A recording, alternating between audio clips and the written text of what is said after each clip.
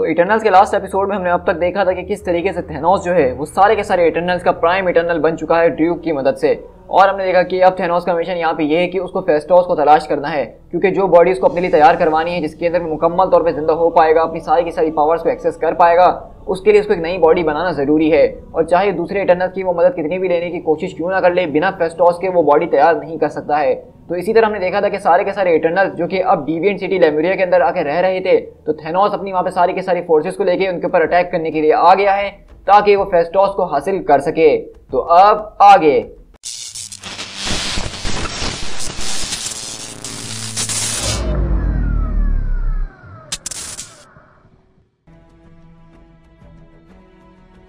तो हमारी कहानी की शुरुआत बेसिकली लेमुरिया के साथ ही होती है, जहां पे हम देखते हैं कि यहाँ पे बताया जा रहा होता है। इसी तरह देखते हैं कि सरसी सबको कंट्रोल कर रही होती है और बोलती है कि सारी की सारी फोर्सेस हमारी तरफ आ रही हैं, अपने अपने पार्टनर्स को पिक करो और इक्रिस तुम्हें सबसे पहले उनके ऊपर स्ट्राइक करने का ऑनर दिया जाता है। तो वहीं से इक्रिस उड़ता है अपनी फुल स्पीड के साथ और बोलता है मेरी अगली सांस लेने से पहले वो मैं उनकी आखिरी सांस बना दूंगा सरसी। और इसी तरह वहां पे स्प्राइट चिल्लाती है कि थीना बस अपने सारी प्यार मोहब्बत की बातें खत्म करो, अब फाइट टाइम आ चुका है, हमें लड़ना होगा। तो वहीं से हम देखते हैं कि बेसिकली थीना यहाँ पे अपने लवर तलाव के साथ होती है और वो कहता है कि स्प्राइट मुझे समझ में नहीं आ रहा कि यहाँ पे ये सब हो क्या रहा है। तो वहीं से थीना बोलती है तलाव मेरे प्यार, ये वो पार्ट है जो कि मैं उम्मीद कर रही थी कि मुझे कभी ना देखना पड़े, मतलब मैं तुम लोगों को यहाँ पे इंडेंजर करने के लिए बिल्कुल नहीं आई थी। Stay here, the Eternals must fight. और इसी तरह सरसी कहती है कि फेस्टोस वो सब यहाँ पे तुम्हारे लिए आए हैं, फेस्टोस तुम जहाँ हो वहीं पे रहना, किंगो तो हमारी लास्ट लाइन ऑफ डिफेंस हो।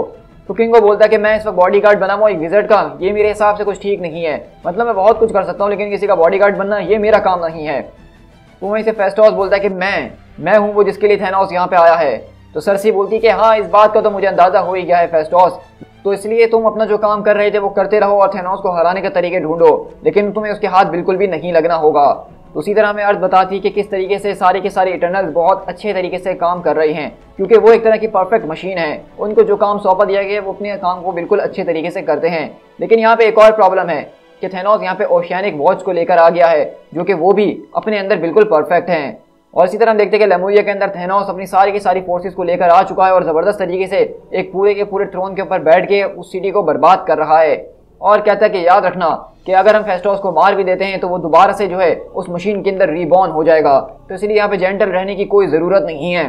और इसी तरह हम देखते हैं कि थेनोस वहाँ पे उनके ऊपर अपनी पूरी की पूरी मशीनरी और शिप के जरिए गोला बारूद बरसाना शुरू करता है और यहाँ पे हम देखेंगे अगले पल एक जोरदार धमाका होता है। तो वहीं से थेनोस चिल्लाता है कि अभी भी मैं देख सकता हूँ कि उस पूरे के पूरे पहाड़ के टुकड़े टुकड़े नहीं हुए हैं, क्या तुम लोग मुझे सुन नहीं रहे हो कि मैंने कहा कि जेंटल होने की कोई ज़रूरत नहीं है। और इसी तरह हम देखते हैं कि थेनोस की सारी फोर्सेस वहाँ पे ज़बरदस्त तरीके से गोला बारूद बरसाना शुरू करती हैं, लेकिन यहाँ पे लेमुरिया की जो फोर्सेस होती हैं वो भी अपनी सिटी को डिफेंस करने के लिए मिसाइल्स वगैरह बरसा रहे होते हैं। लेकिन चाहे कुछ भी हो जाए, लेमुरिया के हथियार इतने ज़्यादा खतरनाक नहीं है कि वो इटर्नल्स की टेक्नोलॉजी को चुनौती दे सके। हाँ धमाके तो काफ़ी अच्छे यहाँ पे हो रहे हैं, लेकिन वो काफ़ी नहीं हैं।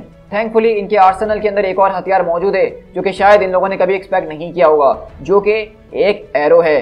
इसी तरह हम देखते हैं कि इकारिस वहाँ पे जो होता है बहुत तेजी से उनके सारे के सारे शिप्स को जला के राख कर रहा होता है, उनको तोड़ तोड़ के बर्बाद कर रहा होता है।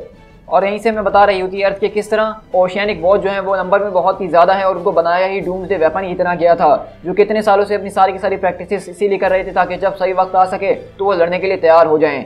लेकिन इसके बावजूद भी हमारे हीरोज़ के पास कुछ एडवांटेजेस तो मौजूद ही हैं, क्योंकि उनको इतने सारे के सारे टारगेट में से अपना एक टारगेट ढूंढना काफ़ी ज़्यादा मुश्किल हो सकता है इस पूरी की पूरी सिटी के अंदर। और उसके अलावा जब यहाँ पे स्प्राइट मौजूद है तो उनके लिए ये चीज़ें और भी ज़्यादा मुश्किल हो जाएंगी कि यहाँ पे क्या चीज़ असली है और क्या चीज़ नकली है। और सबसे बड़ी बात कि थेनोस ने जो है अभी तक इस जंग में आने का फैसला नहीं करा है, वो चाहे तो ये कर सकता है लेकिन वो एक कॉन्करर है ना कि एक विजर्कर है। वो जो है यहाँ पे अपनी जीत को गले लगाना चाहता है, ना ही इस सिटी को बर्बाद करना चाहता है। लेकिन तुम जानते हो ना कि थेनोस अपना हर काम प्रिसीशन के साथ करता है, वो एक छोटे से चाकू के साथ एक बहुत बड़ी सी लाश को काट सकता है, लेकिन असल बात यह है कि उसको ये पता होना चाहिए कि उसको कट लगाना कहाँ पे है। और उसी तरह हम देखते हैं कि थेनोस बेसिकली अपने थ्रोन से कूद के नीचे आता और कहता है क्या तुम लोग मुझे जानते हो कि मैं कौन हूँ और मैं तुम लोगों के साथ क्या क्या कर सकता हूँ, मुझे बताओ कि आखिरकार सारे के सारे इटर्नल्स कहाँ छुपे हुए हैं। और इसी तरह हम बताती है अर्थ कि डिविएंट्स को नहीं पता था कि थेनोस कौन है और वो क्या क्या कर सकता है, लेकिन उसको देख के उनको अंदाजा हो गया था कि अगर उनको अपनी जिंदगियां बचानी है तो उनको ठीक वैसा ही करना होगा जैसा थेनोस चाहता है। और इसी तरह हम देखते हैं कि वहाँ पे थेनोस एक डिविएंट को आके पकड़ता है और वो बोलता है टलाओ द डिलेरियस वो आर्टिस्ट वो वहाँ पे उस पूरे के पूरे एग्जीबिशन के अंदर मौजूद है, वो तुम्हें वहाँ मिल सकता है। और इसी तरह हम देखते हैं कि बेसिकली यहाँ पे थेनोस जो वो सीधा अटैक करने के लिए टलाओ के पास आता है और थेनोस ये जान चुका है कि टलाओ जो है वो बेसिकली इनमें से एक इटर्नल की वीकनेस है और वो उसी वीकनेस का इस्तेमाल करके वहाँ पे उनको मैनिपुलेट कर सकता है। और उसी तरह हम देखते हैं कि थेनोस उसको समझने की कोशिश कर रहा होता है कि वो क्या कर रहा है और क्या नहीं, और अगले पल आके उसके सारे के सारे आर्ट को बर्बाद कर देता है और कहता है कि देखा कुछ भी इटर्नल नहीं होता है, ना ही वो और ना ही उसका प्यार तुम्हारे लिए, कुछ भी नहीं। और वहीं से थेनोस बोलता है कि अब मैं इस बात को जानता हूँ कि मुझे तुमसे पूछने में भी बहुत ज़्यादा इंसल्ट फील हो रही है कि तुम उसके साथ गद्दारी करोगे कि नहीं, क्योंकि तुम्हारा प्यार इस बात की इजाज़त नहीं देगा ना। लेकिन अब मैं तुम्हारा ही प्यार उसके खिलाफ एक हथियार की तरह इस्तेमाल करूंगा। You see all art is weapon and all weapon are art. इसी तरह देखते हैं कि वहां से अथीना चिल्लाते हुए आती है कि थेनोस उसको अकेला छोड़ दो। तो थेनोस बोलता है कि देखा टलाओ, मैंने तुमसे कहा था ना कि वो जरूर आएगी, उसकी वीकनेस उसको यहाँ खींचते हुए लेकर आ गई है। तो वहीं से अथीना बोलती कि तुम एक बहुत ही बड़े फूल हो जो कि मेरे प्यार को मॉक करने की कोशिश कर रहे हो। तुम जानते हो कि प्यार के साथ लोग बहुत बड़ी बड़ी चीजों को सच कर लेते हैं और इसी प्यार के चक्कर में तुमने आधी यूनिवर्स को डिस्ट्रॉय कर दिया था Thanos. You of all people should know the power of love.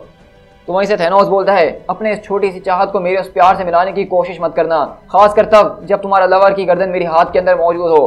तो मुझे बताओ कि आखिरकार तुम्हारा सिमित कहाँ है, फेस्टोस कहाँ है।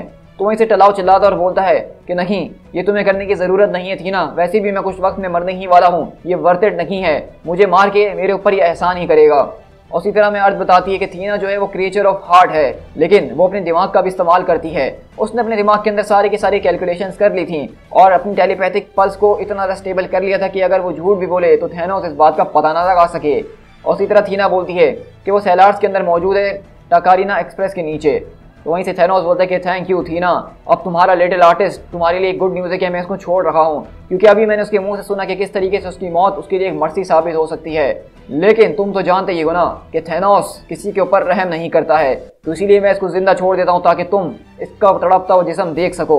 और उसी तरह हम देखते हैं कि थेनोस वहाँ से चले जाता है और थीना आके उसको पकड़ लेती है और थीना बोलती है कि एवरीवन थेनोस आ रहा है, मैंने उसको फेस्टोस की तरफ भेज दिया है। तो वहीं से टलाओ बोलता कि यू फूल थीना, तुम्हें ये सब नहीं करना चाहिए था।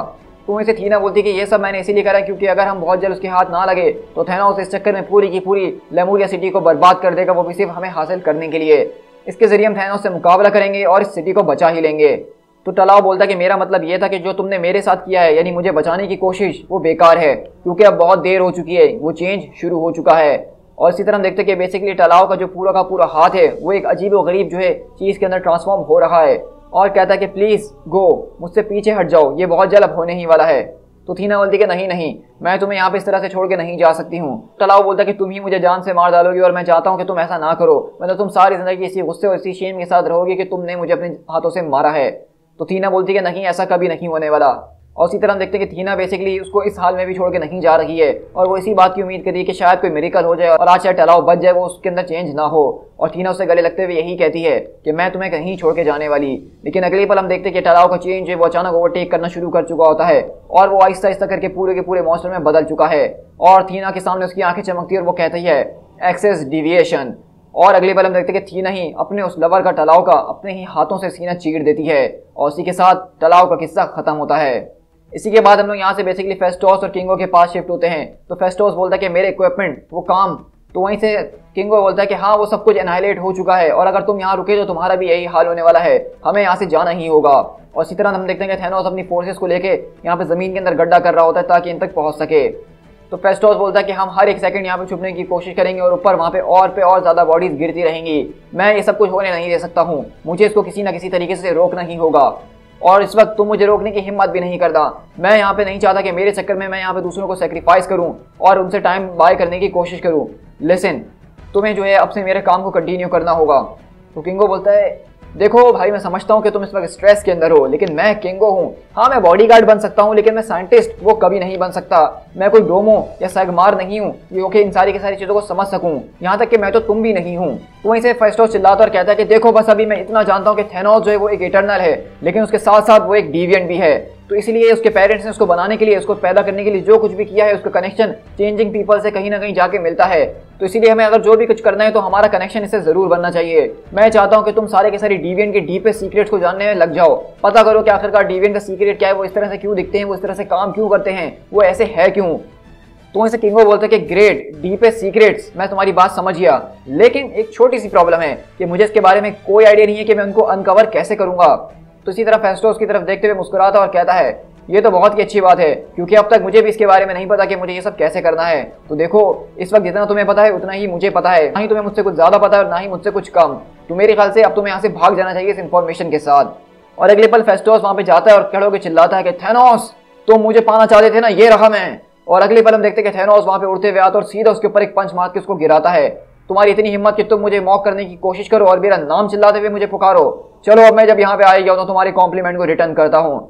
और उसी तरह हम देखते हैं कि थैनोस बेसिकली अपने मुक्कों के जरिए फेस्टोस को इतना ज्यादा पेलता है कि उसकी वहां पे जान चली जाती है। और कहता है कि सुमित जो है वो मर चुका है, उसकी बॉडी जो है दोबारा एक्सक्लूशन के अंदर रिफॉर्म हो रही होगी, अब वो हमारा हो चुका है, हमारा काम यहाँ पे हो चुका है, अब अपना खेल तमाशा शुरू करो, पूरी की पूरी सिटी को बर्बाद कर दो।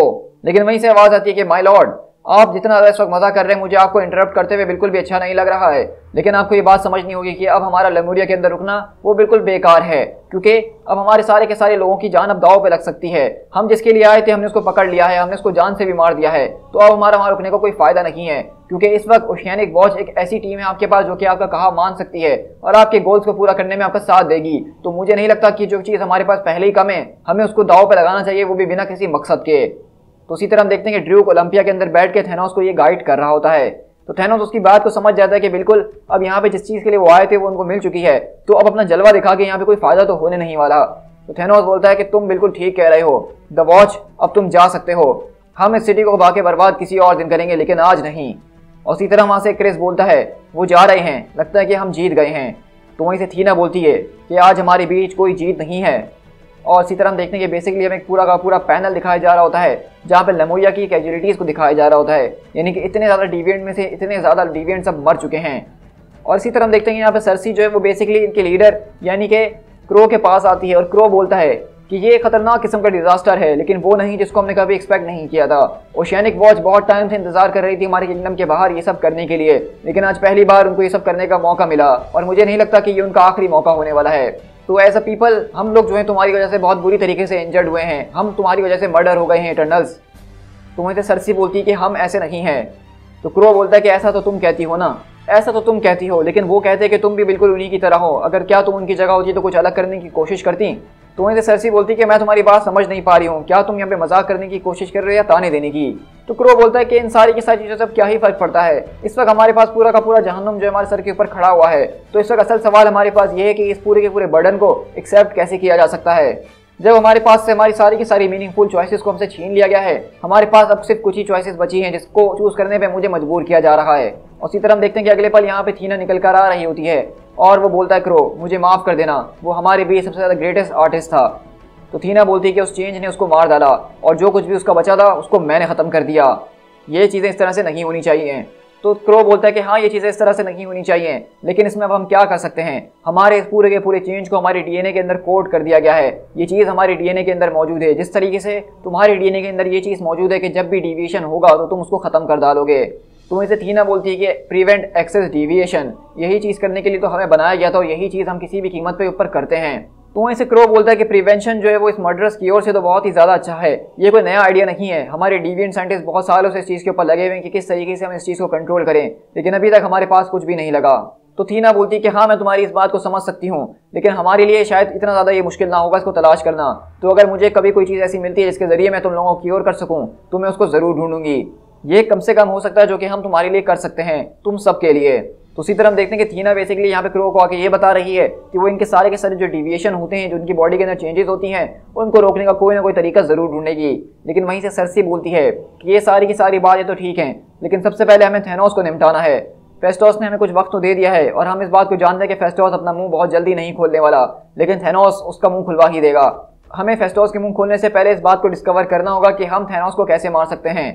तो किंगो आता और कहता है कि फेस्टोस ने मुझे एक तरह की लीड जरूर दी है, उसने मुझे बताया कि थैनोस जो वो एक इटर्नल है, लेकिन उसका कुछ पार्ट जो है वो डिविएंट भी है। फेस्टोस को ऐसा लगता है कि ये दोनों की दोनों चीज़ें जो है वो कनेक्शन बना रही हैं और उसी कनेक्शन को अगर हमने तलाश करा तो हम उसको ख़त्म कर सकते हैं। तो वहीं से किंगो बोलता है तो इसका मतलब ये है कि हमें जो है डिविएंट्स के बारे में और जानना होगा फॉर अ स्टार्ट कि वो ऐसे क्यों हैं। हम इस बात को जानते हैं कि इटर्नल्स को क्यों बनाया गया था, उनका क्या पर्पस है इस दुनिया के अंदर, लेकिन हम इस बारे में नहीं जानते कि आखिरकार सेलेस्टियल ने डिविएंट्स को क्यों बनाया था, उनका क्या पर्पस है। तो वहीं से क्रो बोलता है कि देखो इसके बारे में हमारे पास अपनी ही कुछ थ्योरीज मौजूद हैं जो कि रिमेनेंट्स ऑफ सेलेस्टियल के अंदर मौजूद हैं, लेकिन जिस जगह पे मैं जाने की बात कर रहा हूँ मुझे नहीं लगता कि वहाँ के जो डिविएंट्स हैं वो तुम जैसे इटर्नल्स को वहाँ पे घुसने का एक्सेस देंगे उन वॉल्ट्स के अंदर। और वैसे भी जब इस वक्त पूरे के पूरे लुमेरिया के अंदर इस बात की आग लगी हुई कि इटर्नल्स ने आके सारे के सारे डिविएंट्स को बर्बाद करा, उनको मर्डर करा है, तब तो ये बिल्कुल भी पॉसिबल नजर नहीं आ रहा है।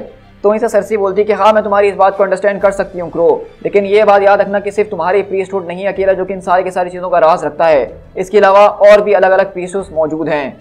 और इसी तरह हम लोग यहाँ से बेसिकली सेलेस्टिया सिटी के अंदर शिफ्ट होते हैं, जहाँ पे हम देखते हैं कि यहाँ पे एक बहुत ही बड़ा सा टेम्पल मौजूद है और हम लोग देखते हैं कि बेसिकली सारे के सारे इटर्नल्स किसी और के पास नहीं बल्कि एजेक और मक्कारी के पास आए हैं। और अगर आपको नहीं पता तो मैं आपको थोड़ा सा बताता चलूंगा कि एजेक और मक्कारी पिछले कुछ दिनों से जो इन सारे के सारे इटर्नल से बिल्कुल अलग रह रहे थे, क्योंकि अगर आपको पता हो तो पहले कॉमिक्स के अंदर एजेक जो है वो दरअसल सेलेस्टियल से बात किया करती थी, उनके मैसेंजर थी। लेकिन अब जैसा कि सारे के सारे सेलेस्टियल ने इटर्नल्स के कोई भी कॉन्टैक्ट नहीं रखा है, वो उनसे बात नहीं करते हैं, तो एजेक को ये चीज़ बहुत ज़्यादा तंग कर रही थी कि सेलेस्टियल उससे बात क्यों नहीं कर रहे हैं। तो इसलिए वो मक्कारी के साथ एक अलग मेडिटेशन के ऊपर चले गई थी। और उसी तरफ देखते हैं कि इटर्नल्स आके सारा का सारा मामला जो है एजेक से डिस्कस करते हैं और वो ये पूछना चाह रहे हैं कि वो इनकी कोई मदद कर सकती है सेलेस्टियल के राज को पता लगाने में कि आखिरकार उन्होंने डिविएंट्स को क्यों बनाया है। तो वहीं से मक्कारी बोलती है, ओह तुम्हारे लिए तो सब कुछ करना बहुत ही ज़्यादा मुश्किल लगता है ना एजेक, लेकिन ये चीज़ शायद और भी ज़्यादा डिफिकल्ट है, क्योंकि जिस सेलेस्टियल नॉलेज की हमें तलाश है, जो सच हमें चाहिए, अब वो हम हासिल नहीं कर सकते हैं क्योंकि सारे के सारे गॉड्स जा चुके हैं, अब वो हमसे बात नहीं करते हैं अनलेस। तो वहीं से एजेक बोलती है कि हाँ मैं तुम्हारी थॉट्स को समझ सकती हूँ कि तुम क्या कहने वाली हो मक्कारी। इस अर्थ के ऊपर एक ऐसी जगह मौजूद है जो कि एक आखिरी जगह है जहाँ पे जाके हम इस सारी की सारी इन्फॉर्मेशन को कम्यून कर सकते हैं। हम शायद एक उम्मीद है हमारे पास जिसके जरिए हम इस पूरे के पूरे कॉस्मोस के, इस पूरे के पूरे यूनिवर्स के राजों को निकाल सकते हैं। लेकिन वो जगह एक ऐसी जगह है जहाँ पे खतरनाक किस्म के गार्ड जो हैं उस जगह को गार्ड करते हैं और उनसे पूरी की पूरी यूनिवर्स, पूरी की पूरी दुनिया के लोग डरते हैं। अगर हमें थैनोस और डिविएंट की हिस्ट्री के बारे में और बेहतर तरीके से जानना है तो हमें अपने दुश्मनों की लेयर के अंदर और ज़्यादा डीप में जाना होगा। तो वहीं से स्प्राइट बोलती है, वेल मुझे आखिरकार समझ में नहीं आ रहा है कि यहाँ पे सिर्फ मैं ही इतना ज़्यादा डर रही हूँ, तुम लोगों को भी डर लगना शुरू हो चुका है। मतलब आखिरकार हम यहाँ पे बात किसकी कर रहे हैं? क्या हम लेमोरिया के नीचे जाने की बात कर रहे हैं? क्या वहाँ पे कोई खतरनाक किस्म की जगह मौजूद है? तो वहीं से एजेक बोलती है कि ओ नहीं स्प्राइट, अगर हमें वहाँ पे जाना होता तो वो हमारे लिए बहुत ही ज़्यादा आसान होता, लेकिन मैं जिन क्रिएचर्स की बात कर रही हूँ वो क्रिएचर्स एक गॉड की लाश के अंदर रहते हैं। अगर तुम हमारे दुश्मनों के नाम के ऊपर गौर करोगी तो तुम समझ जाओगी कि वो कितने ज़्यादा अनफॉरगिविंग है, क्योंकि अब हमें उनकी डोमेन के अंदर एंटर होना पड़ेगा जो कि कहलाते हैं दोज हु एवेंज। तो बेसिकली अब मैं आपको बताता चलूं कि यहाँ पे ये हो क्या रहा है। यहाँ पे एजेक जिस जगह की बात कर रही है और जिन लोगों की बात कर रही है जिसको वो अपना दुश्मन कह रही है, वो दरअसल कोई और नहीं बल्कि दी अवेंजर्स हैं। क्योंकि अगर आपको याद नहीं तो मैं आपको बताता चलूं कि रिसेंटली अवेंजर्स जो है वो बेसिकली सेलेस्टियल की बॉडी के अंदर ही उन्होंने अपना अवेंजर्स का हेडक्वार्टर बनाया हुआ है और उसकी बॉडी के ऊपर कब्जा कर चुका है जब फाइनल होस्ट वाला इवेंट हुआ था मार्वल कॉमिक्स के अंदर। तो इसी के बाद से जब एजेक जो है जब वापसी लौटकर सारे के सारे इटर्नल्स आए तो उन्होंने अपनी उस सेलेस्टियल बॉडी को वापसी हासिल करना चाहा था, लेकिन एवेंजर्स ने ऐसा होने नहीं दिया था क्योंकि अब एवेंजर्स टावर जो है वो बेसिकली उस बॉडी के अंदर ही मौजूद है। तो इसीलिए एजेक को ऐसा लगने लगा कि एवेंजर्स जो है अब से उनके दुश्मन बन चुके हैं। और अब हम देख रहे हैं कि एजेक बेसिकली दूसरे इटर्नल्स को भी यही बता रही है कि हमें उस सेलेस्टियल को वापसी हासिल करना होगा क्योंकि वो हमारा गॉड है और हमें मुकाबला करना होगा दोज हु एवेंज से, यानी कि दी एवेंजर्स से। To be continued.